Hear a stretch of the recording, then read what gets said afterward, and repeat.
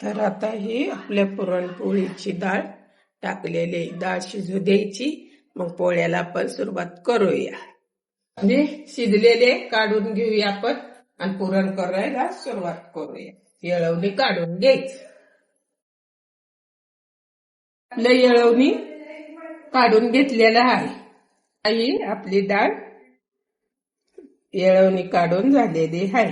त्याला आता आमटीला थोडी डाळ आपण काढून ठेवूया.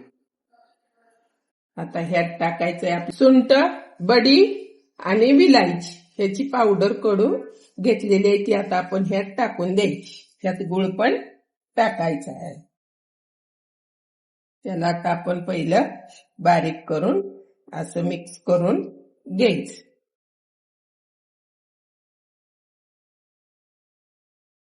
पण हे गुळ शिजून घेतलेला आहे ती टाकून द्यायचा. त्यात आपल्या गोड किती पाहिजे त्याच्या अनुसार टाकायचा. हलवून घ्यायचं.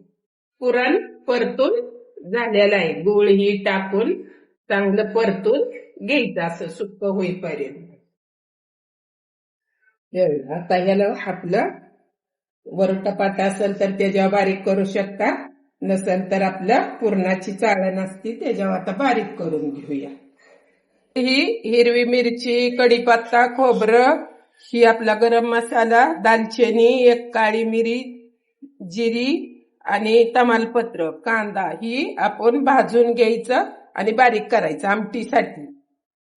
आता आपण मिरची, खोबरं, कढीपत्ता, कोथिंबीर आणि कांदा आणि मिरची, ही कोथिंबीर काय भाजायची नाही पण हे बाकीचं भाजून घेतलेलं आहे. आणि ही मसाला ही आता आपण बारीक करून घेऊया. सगळं लसूण हे सगळं घेतलेलं आहे. आता आपण आमटी टाकून देऊया. आमटी कराय टाकूया. आता आपण तेल टाकू. तेल गरम झालेलं आहे. आपण मोहरी टाकूया. ही पुरणपोळीची आमटीला. आता त्याला आपण थोडी मोहरी टाकल्यावर जिरी टाकून घ्यायची.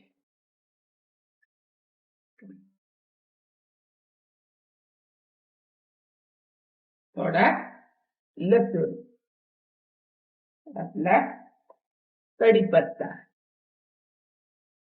त्याला चांगला आता हलवून घेऊया.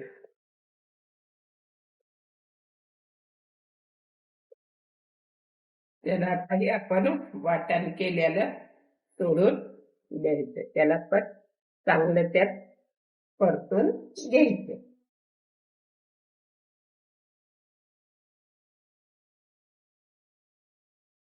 बारीक गॅसवर चांगलं ते मसाला भाजून घ्यायचा. टाकून द्यायची वरनं हळद थोडी. तिला बी चांगली मिक्स करून भाजून घ्यायची त्यातच. त्याला धना पावडर पण थोडी टाकून द्यायची, 1 चमचा.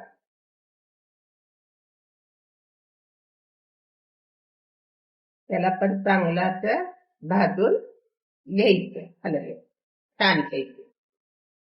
भाजत आलेलं आहे. त्याला आता आपली कोथिंबीर थोडीशी कापलेली टाकून द्यायची वरनं. त्याला पण हलवून घ्यायचं. आता आपण टाकू मीठ.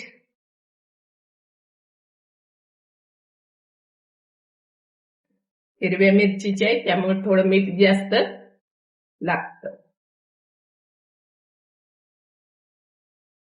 तर आपण ही डाळ ठेवलेले बारीक करून ती टाकायची त्यात. आमटीसाठी थोडीशी टाकायची. त्याला बी चांगलं असं भाजून घ्यायचं. बारीक करून टाकायचं. मसाला भाजून झालेला आहे. ही येळवणी आहे ना डाळीचं, ती टाकून द्यायची. मग झाली आपली आमटी सरसरीत भरभरीत. छानपैकी आमटी अशी. आता हिला चांगली उकळून घ्यायची. भजी सोडून घेतलेली आहे, कांदा भजी, ती बी आपल्याला लागते नैवेद्य दावायला. त्याला आता आपण जसं होईल तशी पलटी मारून मंद गॅसवर भाजून द्यायची. भजी झालेले आहेत, त्याला काढून घेऊया. तर आता आपला उंडा तयार झालेला आहे.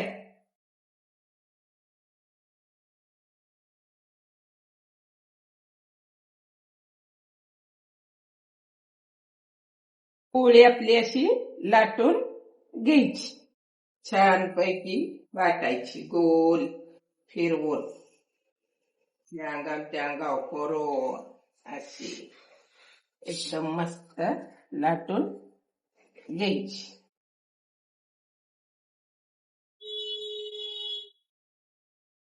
पलटी मारून घेतलेली आहे. आता आपण ह्याला तेल लावून घ्यायचं चांगलं.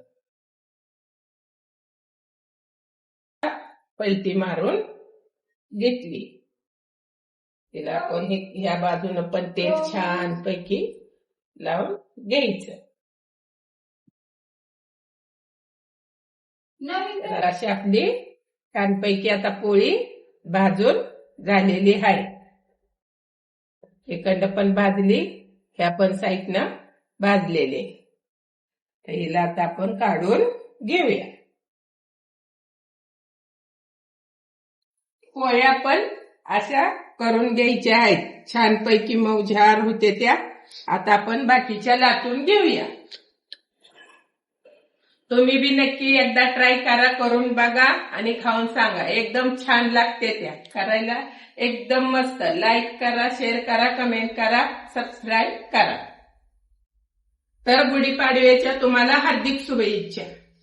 पुरणपोळी कंप्लीट झालेली आहे, निवद दावलेला आहे. आता खायची. तर निवद पण गुढीला आपण दावलेला आहे. एकदम गुढीचा निवद झालेला आहे, सगळं झालेलं आहे. आता जेवाय बसलोय आम्ही गुढी पुढंच. तर तुम्ही भी एकदा नक्की करून बघा.